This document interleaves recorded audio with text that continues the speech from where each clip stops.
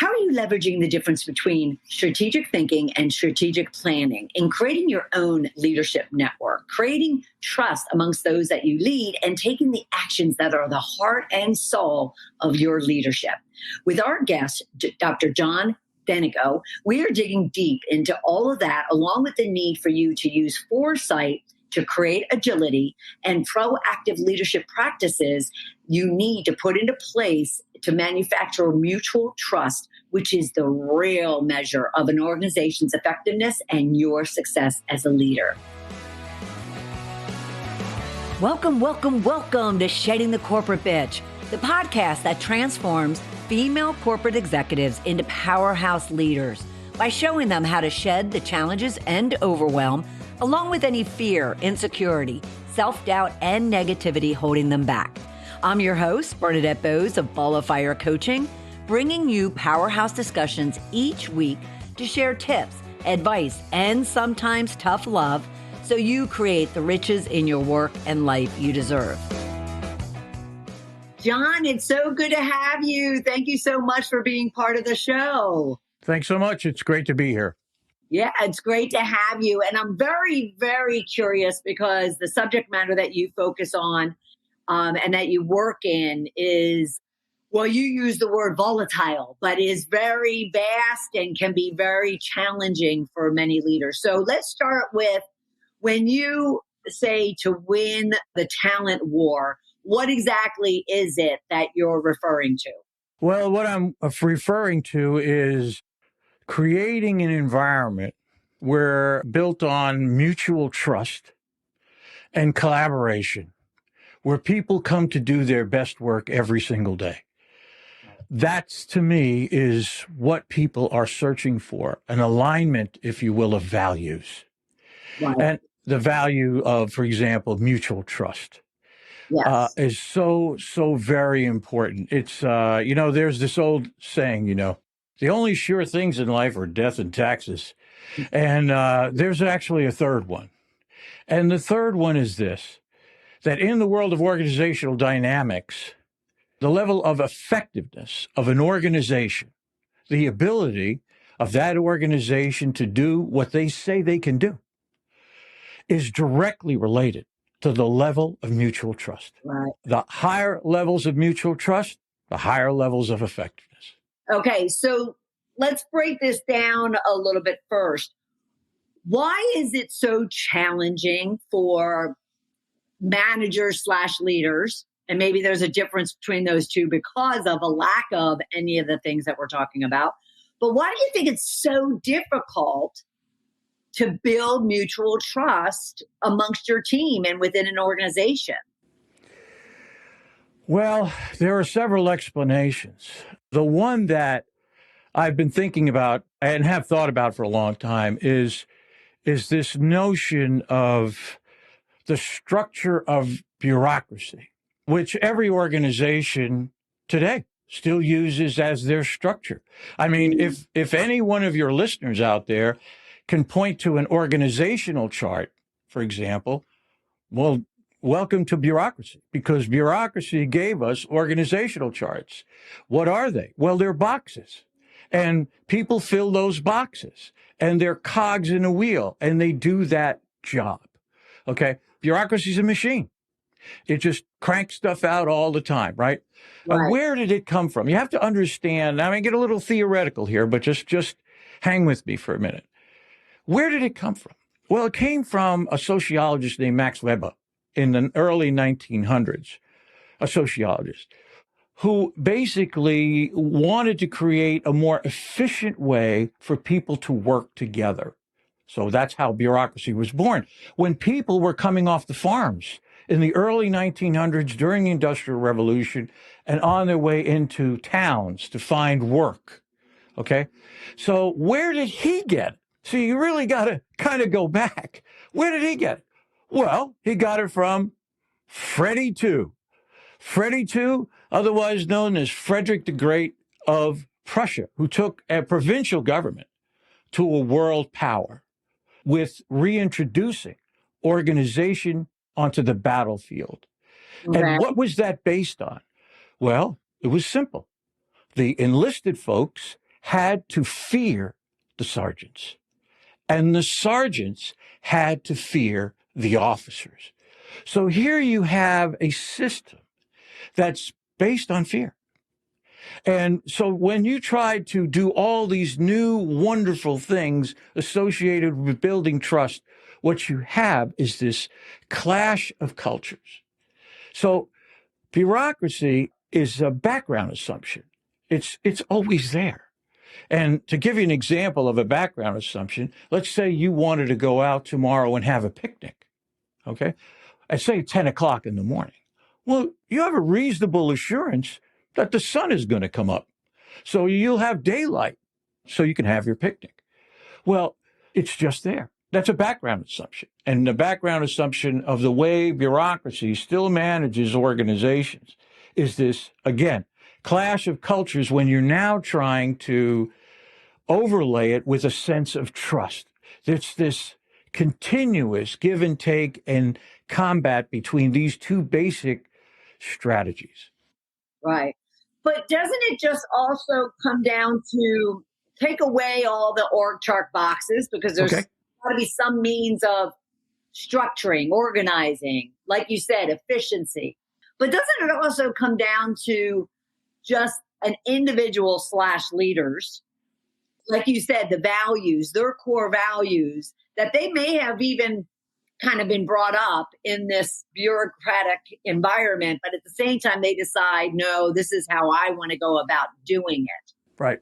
And is it the fact that there aren't enough managers that are deciding that I don't necessarily have to follow the norm and I can ensure that my values, which is built on respect, mutual trust, collaboration, as you said, is then embodied in myself and my team? It's a great question. This is how I would explain it. No organization, considering bureaucracy in the background, no organization can exist without the informal lines of communication. Mm-hmm. The real lines of communication between people in a workplace, for example. So you're right. Can they build mutual trust there? Yeah, they can. So what people have, and the reason I talk about bureaucracy is to make people understand that there has to be this way in which they can, bureaucracy, which really forms now a legal framework. It's more a legal framework.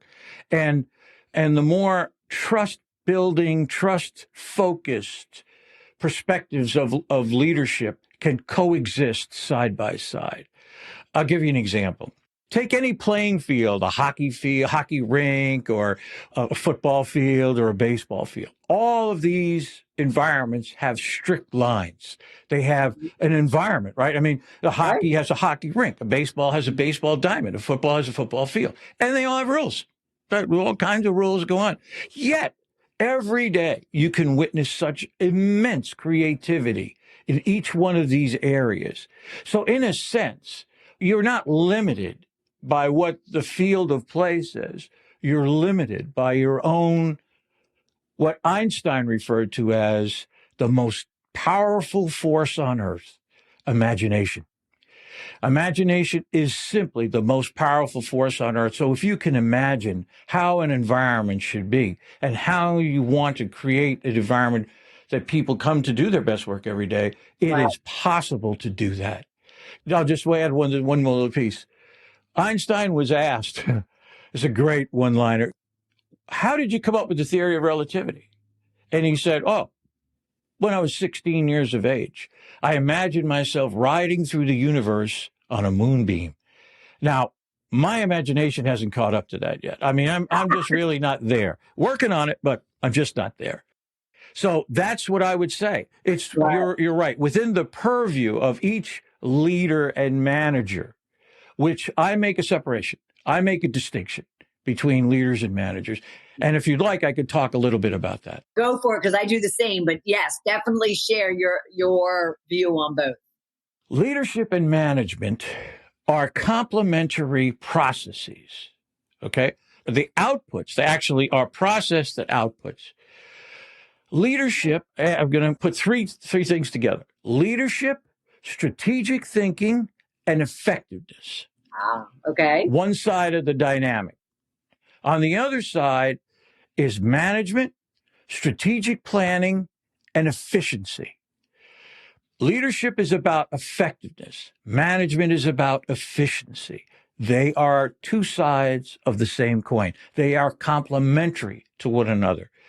An example might be, systems in organizations may be very efficient, but they may not be giving us the information or the output we need in order to make good decisions. Now, sometimes, and many times what happens is we Band-Aid that system. Oh, yeah, we'll just upgrade it a little bit. Okay, fine. Let's do that. Well, it worked, but not really that much. And so there comes a time when you have to, as I like to say, take out a clean piece of paper. Say, listen, we can't Band-Aid this thing anymore. We have to make some really significant changes. The purpose of leadership, which you don't hear many people talk about, is transforming real or substantive change. That's the job of leadership. But wouldn't people argue that on the efficiency side, the management efficiency side, that side is always looking for changes and improvements and way to do things differently. So do they not get any credit for the transformational change? Well, the problem is management does make change, but it's incremental change. It's small change. It tweaks. The process of management doesn't really lend itself to transforming change, to big change. You have to stop trying to manage big problems away. And you have to switch your mindset to say, look, we need a leadership group here that dives in, and here's where strategic planning comes in, does a deep dive, blue sky, into what the real issues are. What's really going on? Let's, if I can say, let's strip the organization back. Let's tear off the wallpaper. Let's get off the old paint off the walls. And let's start from the beginning and take a look at this system without any particular prejudices, if I could use that term, to what things are right now. That's strategic thinking. That's where you get into, you don't have this management thing, resource allocation hanging over your head. Get rid of that. Yeah. Okay? Get rid of that. Yeah. So could you look at it also as leadership is strategic, whereas management is tactical? Yeah, that's not a bad way of looking at it. For example, let's say a group in an organization creates a leadership group and they do some strategic thinking and they say, hey, you know what? These are the threats and the risks to the organization, okay? These are the threats and risks. We really got to address this. And they go through the whole strategic thinking process. And they get on the backside of that and they say, okay, we've identified gaps. Here's the gaps between this is the issue. Here's the strengths that we have. Here's the weaknesses that we have. We need to close this gap. And, oh, wait a minute, I know. Let's give that to the strategic planners. Now the strategic planners say, okay, we can allocate resources to create a training program, to buy a new IT system, to reinvigorate a mentoring program, for example, different things like that. When you get into the processes of them working together, you find that it becomes a lot easier for people to say, we're about this. We're about leadership and real change. And then we're going to feed that into the strategic planning process. They're the resource allocators. They're the ones who say, well, in order to do this, it's going to cost so much money. Let me see how we can find the money to do that. Right. After, of course, a prioritization has occurred where you say, well, we got to do this one first. This is going to get us some real mileage here, that kind of thing. Now, would you also say that management and leadership are also at different levels of growth and evolution in the role that someone plays? Like a manager might, may be responsible for some processes and functions and whatnot, but they don't necessarily really lead and really are people focused and are really transformational and really kind of focused on, the vision. Managers are more, like I said, tactical. They're not as elevated in the soft skill, people side, transformative side. Right. So is there a layering? That's a really good question. Let me see if I can back up just for a second. Most of the leadership and management trainings, I have to back the car up another half mile. That's right. Okay. I make a differentiation between a leader and leadership. I make a differentiation between a person being a leader and the ability to do leadership, especially in the training world, right? Okay. Most of the leadership training, in my opinion, is leader training. We talk about, believe it or not, the 57 traits of a leader. I bumped into a website one day, said 57 traits of a leader. I thought, oh my God, I'm doomed. I only got 46. That kind of a thing. Or, charisma. Oh God, charismatic leader. The answer is, well, they may very well be charismatic. The question is, who do you trust? Yeah. So, that kind of thing. So I make a differentiation between the leader and the leadership. And where most people are concerned about the who, and I think your question points to the who. It does. It does. I, John Dentico, am concerned with the what, why, and how. Okay. I'm on the other side of the dynamic. I'm on the practice side of the dynamic. So in other words, you can be a leader. You can be a manager. It doesn't matter to me. I'm going to teach you the processes you need to use as a leader and as a manager. They're different processes. They're different. And once you learn the process, can a leader do management? Yeah, they can. Yeah. Can a manager do leadership? Yeah, they can. Right. It's just understanding the process. It's sort of like, I know I listened to one of your previous podcasts, and I understand you're a pickleballer. Are you a pickleballer? I am. Okay. Well, it's something I'm about to take up, as a matter of fact. Yay! More pickleballers. Okay. Suppose you were invited to a pro-am tournament, okay, with one of the best women players there is. And they say to you, look, I'm going to make you an offer. I make you two offers. Okay. Here's the first offer. First offer is I'm going to send you every video I have, every book that I've got, videos you haven't seen. I'm going to send them all to you. And before we actually play our tournament in a month, I'm going to watch as many as you want. You read all the books you want. That's the first offer. Then the pro says, here's what we're going to do.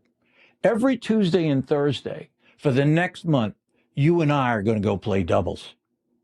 And we're going to get on the court and we're going to play pickleball. And I'm going to be there. I'm going to coach you. If you have any questions, I'll answer any questions. So in a month, when we show up for the Pro-Am tournament, we'll have played 8 times together.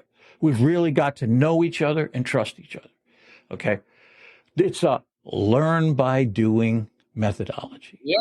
That's where I sit. I sit on the learn by doing side of the equation. Yeah. If I can teach you the process, it doesn't matter who you are. It doesn't matter if you're a manager or leader. You understand the process and you can switch from one side to the other.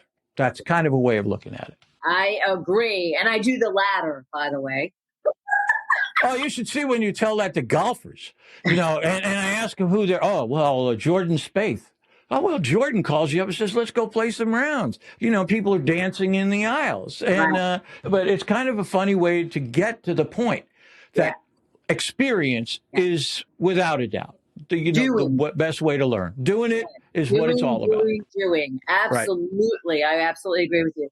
Okay. So you've mentioned trust multiple times. And, and it is the foundation, right? It is the foundation. Wouldn't you agree? To basically, everything, relationships, everything, leadership, success.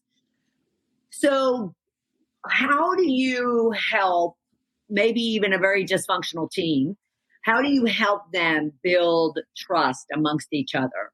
Well, the first thing I would do, trust, when you hear a lot of people talk about trust, it's not some sort of magical a golden aura that sits about our heads. We go, I feel so much trust in the air.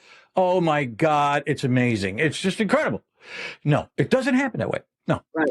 Mutual trust, and let me explain what mutual trust is first, because that's a little bit different. Oh, that's good. Yep. Okay? Yep. We know that people working for a particular leader, let's say, needs to trust that leader. Okay? You could say politics is based on that whole concept. We need to trust the leader. But it's also important for the leader to trust the people. Okay? So it's more than a two-way street here. Okay? So the leader has to trust the people are going to do what they need to do to function properly. Okay?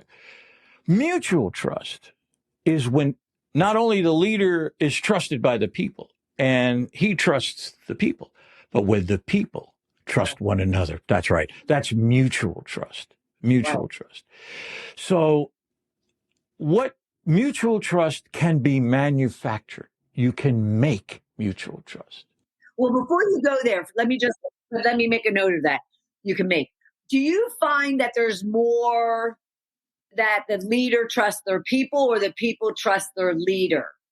I think it's relative. I think it's relative to the health of the group in the sense that, there's times when I've seen people completely trust the leader, right? And the leader trusts them. They're in a mutual relationship. Right. Okay. And many times, there's this old adage that people don't leave companies, they leave their bosses. I'm sure you've heard that before, right? So that would indicate, of course, that they don't trust this particular individual. Right. Okay. So I think they're reflective of each other. They're reflective of each other. And it's sad when you see that. I mean, when I was 22 years old and a brand new naval officer in the United States Navy, the thing that I learned was that trust was the fuel that drove everything. If you don't have it, you're dead. You're not going anywhere. You're not getting anything done. Right. And as much as it pertains to the military, it pertains even more to organizations. Sure. Well, thank you for your service, by the way. It was an honor and a privilege to serve. Okay. So now getting back to making trust. We're going to make trust, okay? We're going to make it. Almost like an ice cream maker. No, but not really. Okay, so here's a small example, okay? Let's say, Bernadette, I work for you, okay? That's our little scenario. And you say to me, John, you know that report you owe me, next week on the financial report? I said, oh, yeah, I know. Yeah, I got it. She said, could you have that to me, say, Tuesday, 10 o'clock? Would that be all right? Oh, yeah, no problem. Tuesday, 9:45, I walk through the door. I have the report in hand. I say, Bernadette, here you go. You kind of scan through it, look at it, and go, hey, this looks great. This is exactly what I wanted. You and I have built a little trust, okay? Let's say this goes on for a year and a half, okay? And every time you ask for something, Johnny's on the spot. Here it is. And now, over a course of time, we've built trust. We've built mutual trust. Right. Mutual trust comes from mutual practice and mutual engagement. You have to be there. Now, I have here, I'm going to look down here because I want to just talk about this just for a second. I have what I consider to be the best definition of trust I've ever seen. Comes from Michael Josephson at the Josephson Institute of Ethics in Santa Monica, California. And I wrote to Michael and asked him if I could use it in my book, and he was very gracious and said, nice. Hey, go for it. So here's the definition of trust. First, it involves integrity, okay? Consistency among words, actions, and beliefs, okay? The second one is honesty. More than telling the truth, it means acting non-deceptively with candor and forthrightness. The third one is promise keeping, right? You want that report at 10 o'clock? Right. I got it for you, okay? Right. Keeping one's commitments. And here's a very interesting one, loyalty. More than personal loyalty, but loyalty to the overall mission of the organization and the public at large. Love that. Yeah. It's the best definition of leadership I've ever seen. And it has 4 parts, and you put them all together and you have a real sense for what trust is. Yeah. What you're trying to achieve within trust. So of those things though, again, it doesn't seem like it should be difficult, to want to have loyalty, to engage with one another with respect, keep your promises. They're core values that I guess you would hope that individuals live by, but I guess there's breaks in it, right? Well, consider this. Consider the pressure placed on leaders and managers to make their numbers. In fact, Jack Welch used to talk about this all the time. There's a tremendous pressure on people to do what needs to be done to remain competitive, even though it may be a misguided idea at the time. People want to, hey, look, we've got to make this commitment. We've got to be there for our customers and clients. And oh, by the way, you're expected to clear at least an 11 or 12% profit for this quarter. So, people feel these pressures, leaders, managers feel these pressures on them all the time. And how they achieve it is really about building this much collaborative environment. A lot of times, I remember this clearly, they'll take charge of it. They'll say, okay, I got it. I'm going to do this because if my head's going to roll on this, then I'm going to do it.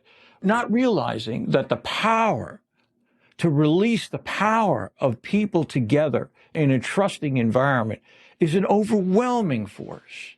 Overwhelming. I mean, I believe that if you can get a group of people, 25 or 30 people, maybe more, operating with a high sense of mutual trust, with a mission, a purpose, and a perspective, working together, there is nothing they can't do. It's true. Now, however, with all of that, and it's drumming up a lot of the things that I've been experiencing with clients over the last 3 or 4 months, but you also mentioned throughout this discussion communication. Right. And you can have this vision, you can have this, charter and these common goals laid out. However, if it's only kept within a smaller group of that 25 to 30 and not necessarily communicated out in such a way that people get on board with it, well, then isn't it all for naught? I would agree. There's, the movie Oppenheimer just came out. Yeah, it's a big smash. There's a little story associated with that I think just kind of says it all. When they were doing the nuclear reactor, the atomic experiments out in the desert, the mathematicians that they had hired were all compartmented. Okay. So in other words, mathematicians working on one piece were not allowed to talk to mathematicians working on another particular project. Everybody was kept separate. It was all compartmentalized. But the results they were getting, the progress that they were making was not very good because people didn't understand the why of it all. So Oppenheimer called everybody together and he said, okay, we're going to break protocol. I'm going to tell you why we're doing this. We're here to end the war. We're going to build the atomic bomb. And the productivity of all those people just jumped enormously. Yeah. One of the things I like to talk about, one of the foundations for my own work, is we are a why-driven species, WHY. We want to know why we're doing something.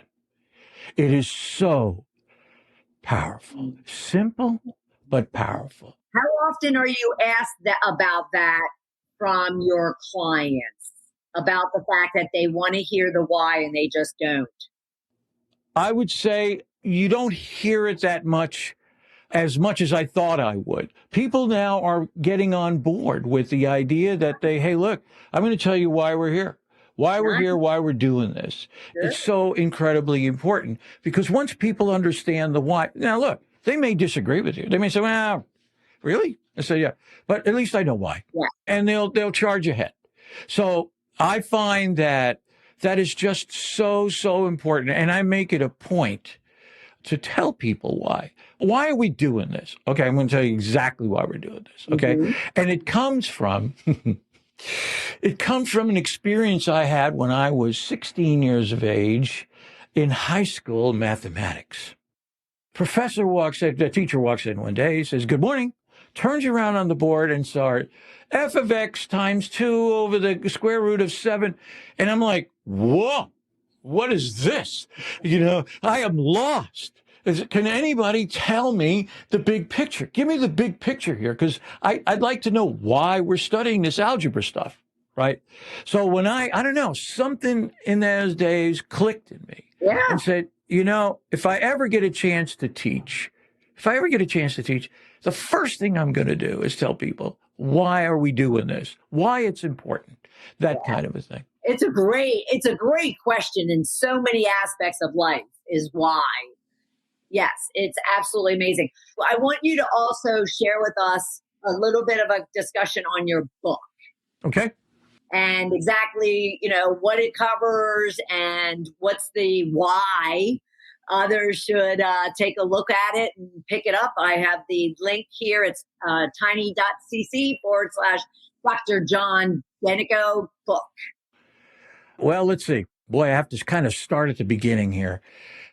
I have a doctorate in leadership studies from the University of San Diego, where I studied with arguably one of the best leadership theorists to walk the planet in the last 50 years.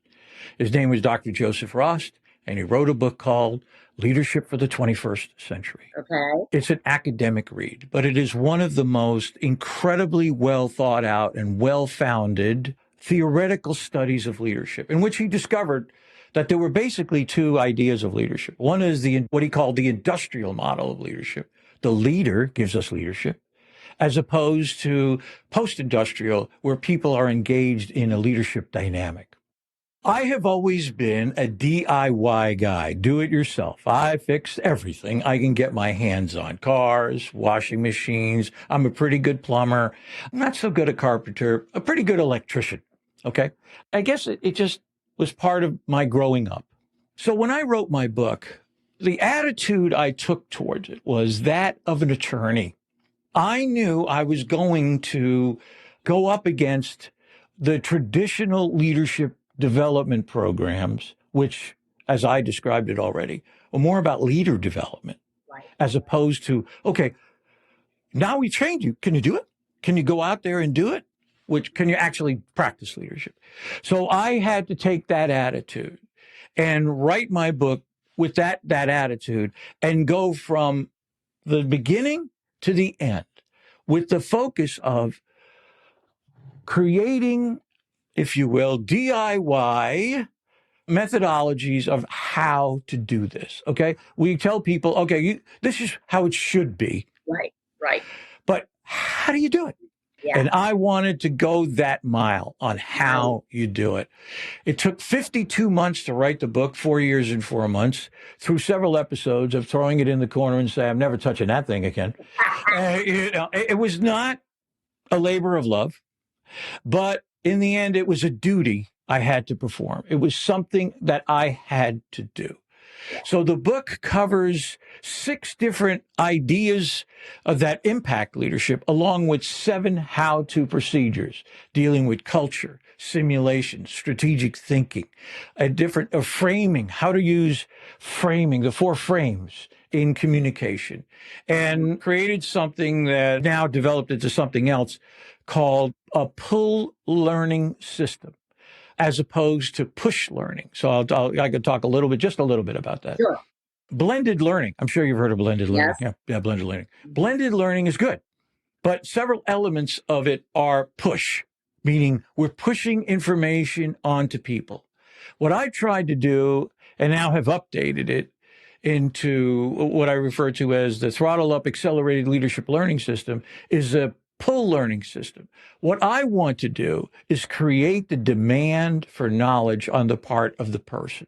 I want them to pull the information towards them. I want them to say, I need this. I want this. Because the holy grail of learning is relevance. Relevance is the holy grail of learning. Does this mean anything to me? Right. Yes. Can I use it? Is it valuable? Yes. Can I use it? Can I do something with it? I mean, Yeah, that's the holy grail of learning. People don't want to spend time learning, spurious kinds of things. They want to say, you know what? I could take that and turn it around and use it tomorrow. That is Nice. something I can do. Very nice. And that's how I really focused my book. Very nice. Very nice. And everyone, I want you to you can go to right to Amazon. Right. And you can use the tiny link that we have is tiny.cc/Dr. John Dentico book. And can you share with us the full title? Yes. It's called Throttle Up: How to Accelerate the Impact of 21st Century Leadership. And that to me, and I'll just leave you with this one other thought, just to mention it. I talked about the greatest force on earth being imagination, but the greatest motivation on earth is meaning. People want to gain a sense of meaning from the things that they do. They want to matter. They want to be architects, the masters, if you will, of their own fate. Sure. Woo! And I believe that let's talk about winning the talent wars now. Let's just go back to the title just for a second. If you want to win the talent wars, you've got to create an environment where people can derive meaning for the things that they do. Nice. Very nice. I love it, John. I love it. Love it. We went full circle on that. That was awesome. Thank you so much for being here. This has been a fabulous and fascinating conversation. Great. I look forward to it. And thank you so very much for having me a guest on your podcast. Oh, you're so welcome. Thank you for being here. All right. That was a powerhouse of a conversation with Dr. John Dentico. He took a different angle on what we typically talk about here when it comes to leadership. He gave us kind of some history and background of where organization structures, where leadership really stemmed from. And it actually was all stemmed around bureaucracies and how bureaucracies even today are really meant to lead with fear. You look at that org chart and there's all these boxes, and many of those boxes are filled with individuals that do lead, from fear of the titles, fear of the positions, fear of the hierarchy, so to speak. Then he just got into, as a result of that old school thinking around leadership, he then discussed how true leadership is built on a foundation of mutual trust, not just trust, but mutual trust. And he discussed the difference even with that, meaning there's one way that you can have trust for someone, and maybe they have trust for you, maybe they don't, you really don't know, maybe you don't even care. But then what he was really emphasizing is when the success of an organization or even of a team, when the leader fully trusts their people, but the people also fully trust the leader. And therefore, there's no argument, discussion, there's no distrust in the fact that people will do their job, they'll show up, they'll follow through, they'll keep their promises. And he even went into the 4 frames of communication, which I thought was very powerful when it comes to mutual trust. And then he discussed the difference, but more the complement between leadership and management. Leadership really being based on the foundation of focusing on the effectiveness of an individual, of a team, of the organization as a whole. Whereas management really looks at efficiencies. And I happen to ask, okay, so if one side's looking at effectiveness and strategic planning, and the other side, being management, is looking at efficiency and strategic thinking, could we look at that as if leadership is strategic while management is more tactical? And there was some discussion in regards to that.